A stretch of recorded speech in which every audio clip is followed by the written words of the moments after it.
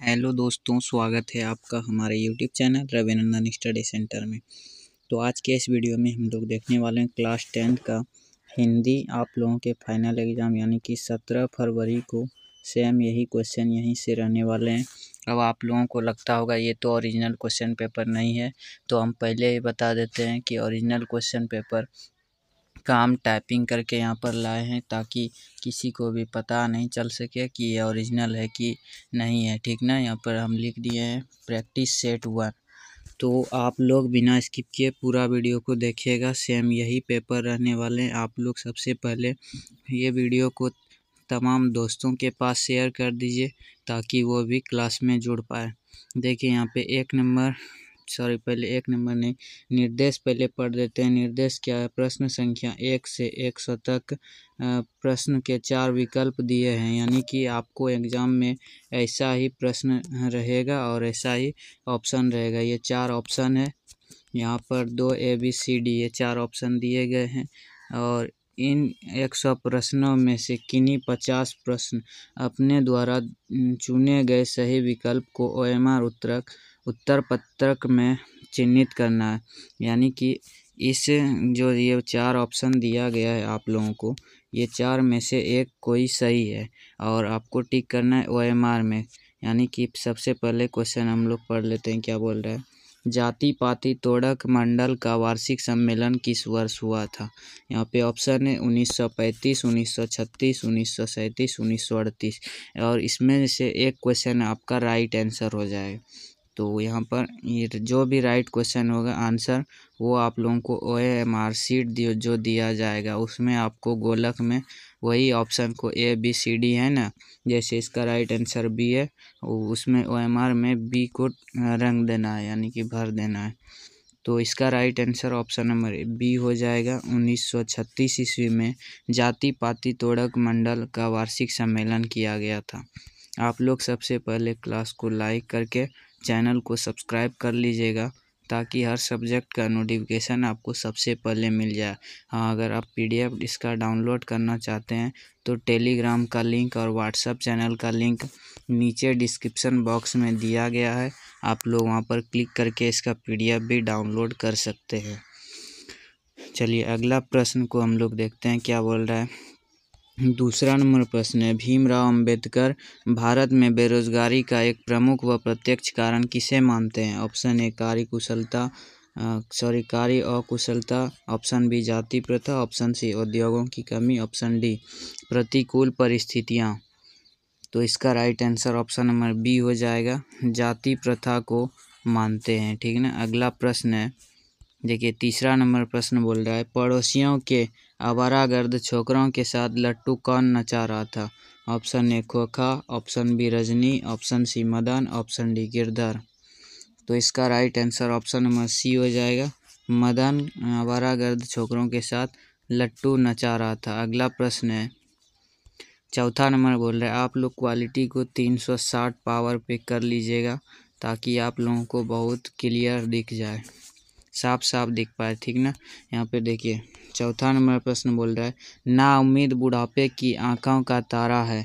तो इसका right answer कौन सा होगा? ऑप्शन ए है Madan, option B Khokha, option C Rajni, option D Shefali. तो इसका right answer option number B हो जाएगा, खोखा। आप लोग क्लास को अंत तक देखते रहिएगा, यहीं से आप लोगों का फाइनल में भी पूछा जाएगा।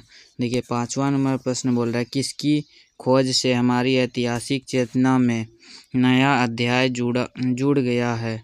Option A Sanskrit, option B Angrezi, option C Urdu, option D Hindi. तो इसका right answer option number A हो जाएगा, संस्कृत से। अगला प्रश्न देखते हैं, क्या बोल रहा है। छठा नंबर प्रश्न है, जहाज के डेक पर खड़े कितने वर्ष के सर जोन्स ने देखा कि सूर्य अपर में डूब रहा है? ऑप्शन ए 35 वर्ष, ऑप्शन बी 37 वर्ष, ऑप्शन सी 38 वर्ष, ऑप्शन डी 36 वर्ष। तो इसका right answer option number B हो जाएगा, 37 वर्ष। ठीक ना, आप लोग याद कर लीजिएगा इसका PDF डाउनलोड करके और साथ ही साथ क्लास में आंसर को बताते चलिएगा कमेंट में। देखिए सातवां नंबर प्रश्न बोल रहा है, चारों चंद्रलेख नामक उपन्यास किस लेखक की रचना है? Option A Hazari Prasad Dwivedi, option B Amarkant, option C Yatindra Mishra, option D Bhimrao Ambedkar. तो इसका right answer option number A हो जाएगा, हजारी प्रसाद द्विवेदी की है। अगला प्रश्न है, देखिए 8 नंबर बोल रहा है, हजारी प्रसाद द्विवेदी के अनुसार मनुष्य के नाखून किसके जीवंत प्रतीक है?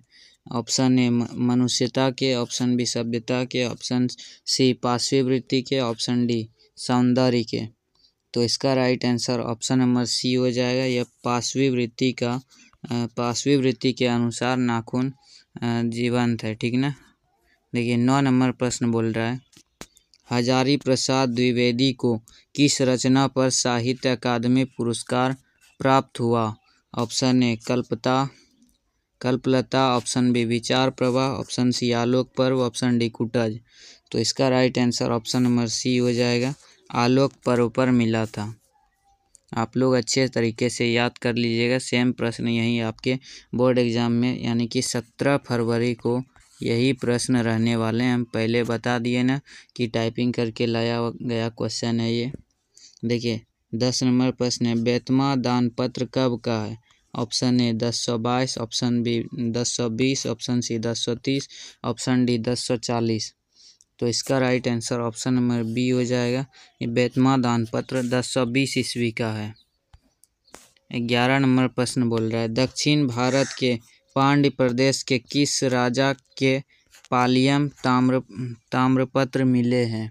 ऑप्शन ए राजा शंकर प्रताप के, ऑप्शन बी राजा रथसेन के, ऑप्शन सी राजा सौविक के, ऑप्शन डी राजा वर्गुन के। तो इसका राइट आंसर ऑप्शन डी हो जाएगा, राजा वर्गुन के। चलिए अगला प्रश्न देखते हैं क्या बोल रहा है। देखिए 12 नंबर प्रश्न बोल रहा है, 11 रुपये की साड़ी के खूट से निकलकर यही चारपाई पर रखे ... पर वह मिल नहीं रहे, यह किसने कहा है? ऑप्शन ए लेखक की पत्नी, रिश्तेदार की पत्नी, बहादुर की माँ, ऑप्शन डी इनमें से कोई नहीं। तो इसका right answer option number B हो जाएगा, यह रिश्तेदार की पत्नी ने ऐसा कहा है। अगला प्रश्न है, निर्मला ने किसे फटी पुरानी दरी दे रही थी? ऑप्शन ए लेखक को, ऑप्शन बी रिश्तेदारों को, ऑप्शन सी पड़ोसी को, ऑप्शन डी बहादुर को। तो इसका right answer option number D हो जाएगा, बहादुर को दे रही थी। अगला प्रश्न है, देखिए अंग्रेज कवि टेनिसन ने किस लैटिन कवि पर कविता लिखी है? Option A Virgil, option B Ovid, option C Horace, option D Juvenal. तो इसका right answer option number A हो जाएगा, वर्जिल। अगला प्रश्न है, लेखक रामविलास शर्मा का जन्म किस वर्ष हुआ था? ऑप्शन ए 1911, 1913, 1912, 1914। तो रामविलास शर्मा का जन्म 1912 ईस्वी में हुआ था। याद रखिएगा, ये सब क्वेश्चन बार बार एग्जाम में पूछे जाते हैं। ऑप्शन सी राइट आंसर हो जाएगा। देखिए 16 नंबर प्रश्न बोल रहा है, कितने वर्ष की उम्र में बिरजू महाराज को संगीत नाटक अकादमी अवार्ड मिला? ऑप्शन ए 28 साल की उम्र में, 25 साल की उम्र में, 30 साल की उम्र में, 27 साल की उम्र में। तो इसका right answer option number D हो जाएगा, 27 साल की उम्र में बिरजू महाराज को संगीत नाटक अकादमी अवार्ड मिला था। बिरजू महाराज कानपुर कितने साल रहे, यानी कि कितने साल कानपुर में रहे थे? ऑप्शन ए 1-1.5 साल, ऑप्शन बी 2-2.5 साल, ऑप्शन सी 4-5 साल, ऑप्शन डी 7-8 साल। तो इसका right answer option number B हो जाएगा, 2-2.5 साल रहे थे। अगला प्रश्न है, 18 नंबर प्रश्न बोल रहा है, आंद्रे ब्रेता रेनसापाल एलुअर ने मिलकर कितनी संयुक्त कविताएं आवनियों में रहकर लिखी थी? Option A 12, option B 15, option C 30, option D 32। तो इसका right answer option number C हो जाएगा, 30 कविताएं लिखी थी। अगला प्रश्न है, कौन ठंड से कांप रहा था? Option A Santu, option B लेखक, ऑप्शन सी दीदी, ऑप्शन डी माँ। तो इसका right answer option number A हो जाएगा, संतू ठंड से कांप रहा था। आप लोग शेयर कर दीजिएगा, जहाँ पर भी हो सकता है आप लोग शेयर करके वीडियो को लाइक और चैनल को सब्सक्राइब कर लीजिएगा। देखिए यही सेम टू सेम पेपर आप लोगों का एग्ज़ाम में, फाइनल एग्ज़ाम में रहने वाला है। यहीं से क्वेश्चन आपके एग्ज़ाम में रहेंगे, आपको उसके लिए सोचना नहीं पड़ेगा। फिर इसके बाद हम संस्कृत का पेपर डालेंगे, फिर संस्कृत का क्वेश्चन भी आप लोगों का ओरिजिनल रहने वाला है। देखिए 20 नंबर प्रश्न बोल रहा है, दीवार में एक खिड़की रहती थी नामक उपन्यास किस लेखक की रचना है? Option A Hazari Prasad Dwivedi, Vinod Kumar Shukla, Nalini Bilochan Sharma, Max Muller. तो इसका right answer option number B हो जाएगा, यह विनोद कुमार शुक्ल का रचना है। अगला प्रश्न है, प्रख्यात, इसको थोड़ा ऊपर कर लेते हैं, बोल रहे हैं प्रख्यात शास्त्रीय गायिका गिरिजा देवी के जीवन और संगीत साधना पर यतीन्द्र मिश्र द्वारा लिखी गई पुस्तक निम्न में कौन है? नीरजा, गिरिजा, देवप्रिया या विरासत? तो इसका right answer option number B हो जाएगा, गिरिजा है, ठीक ना। अगला प्रश्न है, बोल रहा है बिस्मिल्लाह खां अमीरुद्दीन फिल्म देखने के लिए किनसे 6 पैसे लेते थे? और मामू से, मौसी से, नानी से या उपर्युक्त सभी से? तो इसका right answer option number D हो जाएगा, उपर्युक्त सभी से, यानी कि सभी से पैसे लेते थे। अगला प्रश्न, शिक्षा और संस्कृति शीर्षक पाठ साहित्य की कौन सी विधा है? शिक्षा शास्त्र, समस्मरण, काव्य या निबंध? तो इसका right answer option number A हो जाएगा, शिक्षा शास्त्र। आप लोग भी कमेंट करते रहिएगा कौन सा आंसर होगा, ताकि आपको भी पता चले कि ये क्वेश्चन का आंसर सही हो रहा है या नहीं हो रहा है। अगला प्रश्न है, बोल रहा है हरिजन नामक ऐतिहासिक पत्र के रचनाकार का नाम क्या है? यतीन्द्र मिश्र, महात्मा गांधी, अमरकांत या गुणाकर मूले? अगला यहाँ पर इसका पहले ऑप्शन बता देते हैं, राइट आंसर कौन सा होगा। तो इसका राइट आंसर ऑप्शन बी हो जाएगा, महात्मा गांधी। अगला प्रश्न, महात्मा गांधी के अनुसार उदात्त व बढ़िया शिक्षा क्या है? आध्यात्मिक शिक्षा, यांत्रिक शिक्षा, अहिंसक प्रतिरोध या साक्षरता? तो इसका right answer option number C हो जाएगा, अहिंसक प्रतिरोध। अगला प्रश्न है, बोल रहा है जिस स्वर के उच्चारण में तिगुना समय लगे उसे क्या कहते हैं?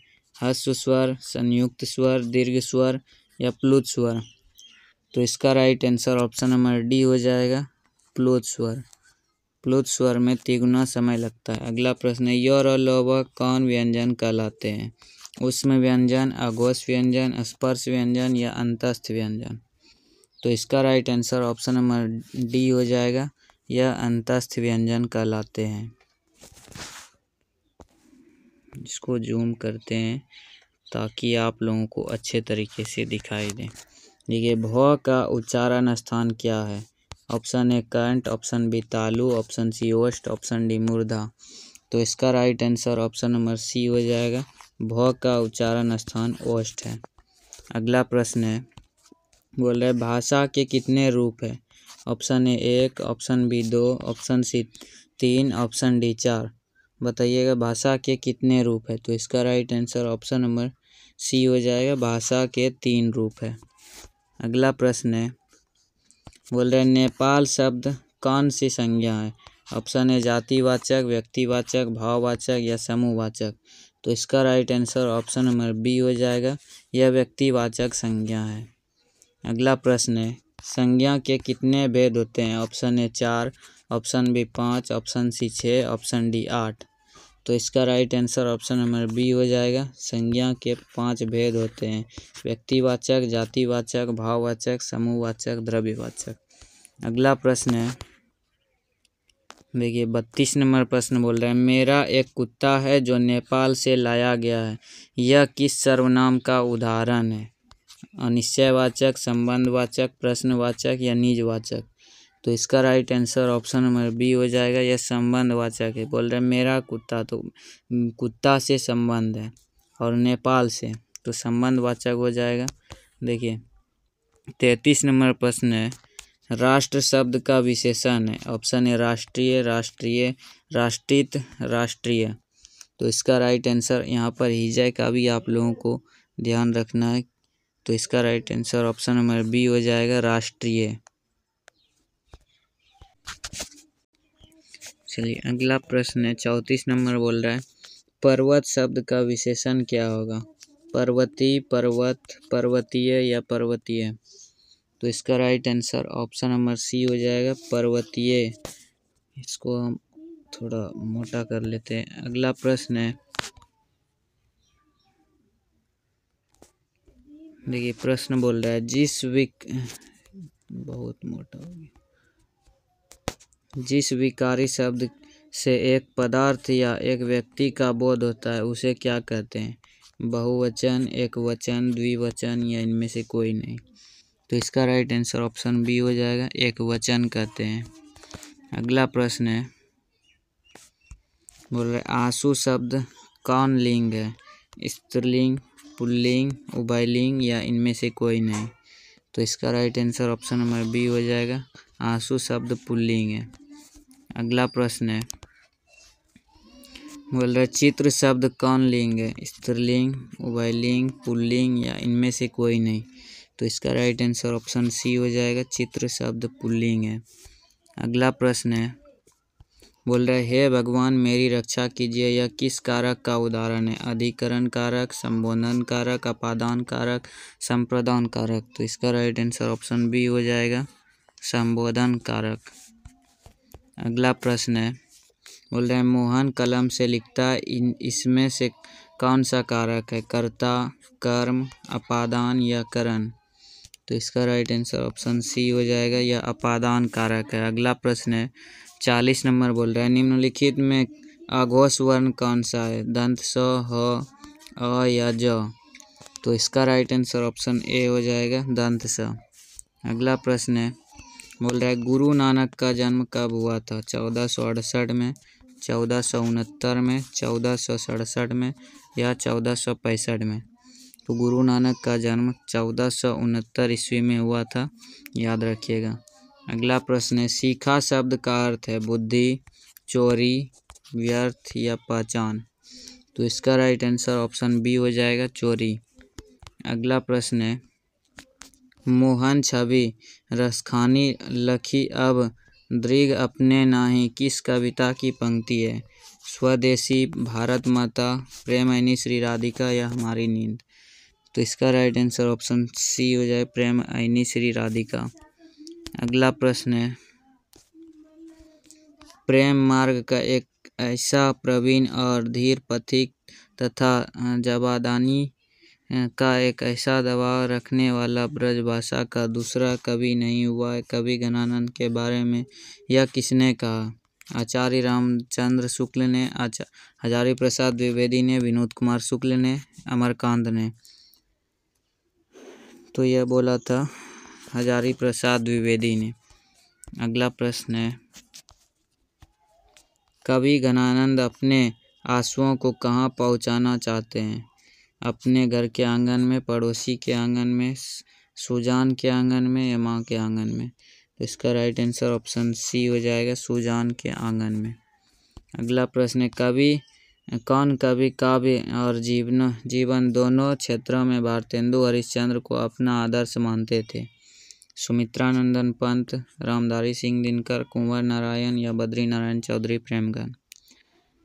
तो इसका राइट आंसर ऑप्शन डी हो जाएगा, बद्री नारायण चौधरी प्रेमगन। अगला प्रश्न है, भारत माता शीर्षक कविता किस कविता संग्रह से संकलित है? पल्लव, ग्राम्या, वीणा या ग्रंथि? तो इसका राइट आंसर ऑप्शन बी हो जाएगा, ग्राम्या। अगला प्रश्न है, दैन्य जड़ित अपलक नत चितवन ध्रुव में चिर निरावरोधन यह पंक्ति किस कविता की है? जनतंत्र का जन्म, एक वृक्ष की हत्या, भारत माता या अक्षर ज्ञान? तो इसका राइट आंसर ऑप्शन सी हो जाएगा, भारत माता। अगला प्रश्न है, परशुराम की प्रतीक्षा किसकी रचना है? सुमित्रानंदन पंत की, अनामिका की, कुंवर नारायण की या रामधारी सिंह दिनकर की? तो इसका right answer option number D हो जाएगा, यह रामधारी सिंह दिनकर की रचना है। अगला प्रश्न है, बोल रहा है जब दो राह समय के रथ का घर घर नाद सुनो, सिंहासन खाली करो की जनता आती है, यह पंक्ति की शीर्षक कविता की है? भारत माता, स्वदेशी, जनतंत्र का जन्म या अक्षर ज्ञान? तो इसका राइट आंसर ऑप्शन सी हो जाएगा, यह जनतंत्र का जन्म है। अगला प्रश्न है, हिरोशिमा शीर्षक कहानी किस कविता संग्रह से संकलित है? सदा निरा, चिंता, इत्यलम या हरी घास पर क्षण भर? तो इसका right answer option number A हो जाएगा, यह सदा निरा। अगला प्रश्न है, सच्चिदानंद हिरानंद वात्स्यायन अज्ञे की कविता निम्न में कौन है? लौट कर आऊँगा, फिर, हमारी नींद, मेरे बिना तुम, प्रभु, हिरोशिमा। तो यह हिरोशिमा है, ऑप्शन डी राइट आंसर हो जाएगा। अगला प्रश्न है, आत्मजयी नामक प्रबंध काव्य किसकी रचना है? जीवनानंद दास की, कुंवर नारायण की, रसखान की या वीरेंद्र डंगवाल की? तो यह कुंवर नारायण की रचना है। अगला प्रश्न, एक वृक्ष की हत्या शीर्षक कविता में कौन हमेशा चौकन्ना रहता है? मनुष्य, वृक्ष, सैनिक या इनमें से कोई नहीं? तो इसका राइट आंसर ऑप्शन बी हो जाएगा, वृक्ष चौकन्ना रहती है। किस काव्य संग्रह पर वीरेंद्र डंगवाल को साहित्य अकादमी पुरस्कार प्राप्त हुआ था? इसी दुनिया में, कवि ने कहा, स्याही ताल या दुष्चक्र में सृष्टा? तो इसका right answer option number D हो जाएगा, दुष्चक्र में सृष्टा। अगला प्रश्न है, वीरेंद्र डंगवाल के अनुसार हमारी नींद में भी क्या चलता रहता है? धरती, आसमान, जीवन, व्यापार या इनमें से कोई नहीं? तो इसका राइट आंसर ऑप्शन सी हो जाएगा, जीवन व्यापार। देखिए यहाँ पर 57 नंबर प्रश्न, पहली विफलता पर छलके ये आंसू ही शायद प्रथमाक्षर सृष्टि के विकास कथा के, यह पंक्ति किस कविता की है? अक्षर ज्ञान, हिरोशिमा, मेरे बिना तुम, प्रभु या स्वदेशी? तो इसका right answer option number A हो जाएगा, यह अक्षर ज्ञान की है। अगला प्रश्न है, जीवनानंद दास का निधन कितने साल की उम्र में हुआ? 54, 55, 60 या 62? तो इसका right answer option number B हो जाएगा, 55 वर्ष की उम्र में हुआ था। अगला प्रश्न है, झरा पालक किसकी रचना है? कुंवर नारायण की, रेनर मारिया रिल्के की, जीवनानंद दास की या सुमित्रानंदन पंत की? तो इसका राइट आंसर ऑप्शन सी हो जाएगा, ये जीवनानंद दास की रचना है। अगला प्रश्न है, रेनर मारिया रिल्के का जन्म कब हुआ था? 1807, 1870, 1875 या 1876? तो इसका राइट आंसर ऑप्शन सी हो जाएगा, 1875 ईस्वी को हुआ था। अगला प्रश्न है, जूता शब्द है विदेशर, देशर, तत्सम या तद्भव? तो जूता कौन सा शब्द है? देशर शब्द है। अगला प्रश्न है,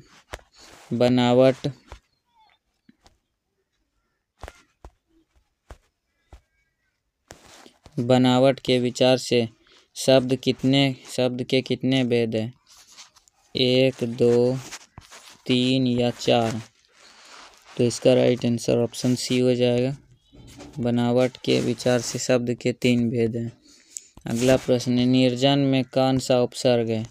नी, नीर, नी और नीर? तो निर्जन में नीर उपसर्ग है। अगला प्रश्न है, परिश्रमी में कौन सा उपसर्ग है? परि, प, ए या परिश्र? तो इसका राइट आंसर ऑप्शन ए हो जाएगा, परि। अगला प्रश्न है, खिंचाव शब्द में प्रत्यय है व, चाव, अब या आव? तो खिंचाव में आव प्रत्यय है, ऑप्शन डी राइट आंसर हो जाएगा। अगला प्रश्न है, सजावट शब्द में प्रत्यय क्या है? ट, जावट, आवट या वट? तो सजावट में आवट प्रत्यय, ऑप्शन सी राइट आंसर हो जाएगा। अगला प्रश्न है, दुख शब्द का पर्यायवाची क्या है? सुमन, धन, गाछ या पीड़ा? तो इसका राइट आंसर ऑप्शन डी हो जाएगा, पीड़ा। अगला प्रश्न है, वैतनिक शब्द का विलोम है? विरत, विमुख, विगत या अवैतनिक? तो इसका राइट आंसर ऑप्शन डी हो जाएगा, अवैतनिक है। अगला प्रश्न है, सरस्वती का पर्यायवाची शब्द नहीं है? शारदा, वीणा, पानी, महाश्वेता गौरी। तो इसका राइट आंसर ऑप्शन डी हो जाएगा, गौरी। अगला प्रश्न है, परिचारक शब्द का स्त्रीलिंग क्या है? परिचारिका, परिचारिकी, परिचारकी या परिचारिन। तो इसका राइट आंसर ऑप्शन ए हो जाएगा, परिचारिका। अगला प्रश्न है, अपना उल्लू सीधा करना मुहावरे का अर्थ है? धूर्तता करना, अपना काम निकालना, गाली देना या बहुत सस्ती होना। तो इसका राइट आंसर ऑप्शन बी हो जाएगा, अपना काम निकालना। अगला प्रश्न है, दूध का दूध, पानी का पानी, लोकोक्ति का अर्थ क्या है? दोनों ओर संकट, बेमेल व्यवस्था, सही न्याय करना, मनमानी करना। तो इसका राइट आंसर ऑप्शन सी हो जाएगा, सही न्याय करना। अगला प्रश्न है, सीमांत शब्द का संधि विच्छेद क्या है? सीमांत जोड़ता, सी जोड़ मांत, सीम जोड़ अंत या सीमा जोड़ अंत। तो इसका राइट आंसर ऑप्शन डी हो जाएगा, सीमा जोड़ अंत। अगला प्रश्न है, उल्लास शब्द का संधि विच्छेद क्या है? उल जोड़ लास, उल्ला जोड़ स, उत जोड़ लास या उल्ल जोड़ आस। तो इसका राइट आंसर ऑप्शन सी हो जाएगा, उत जोड़ लास। अगला प्रश्न है,